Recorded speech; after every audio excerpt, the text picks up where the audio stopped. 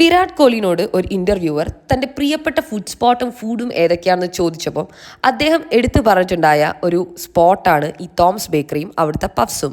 അനുഷ്ക ശർമ്മയുടെ favourite puffs ആയതുകൊണ്ട് തന്നെ അത് കഴിക്കാനുള്ളൊരു ആഗ്രഹം തോന്നിയിട്ടാണ് ആളിവിടേക്ക് വരുന്നത്.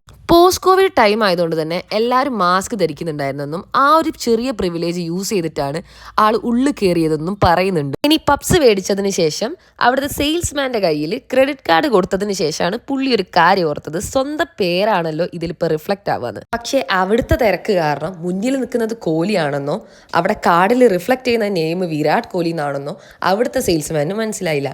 മാത്രമല്ല കോഹ്ലി കൂളായിട്ട് പപ്സും മേടിച്ച് വീട്ടിൽ പോയി.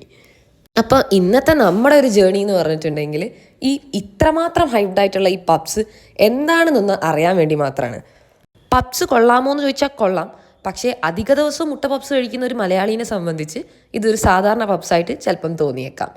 So follow for more contents like this and support my channel.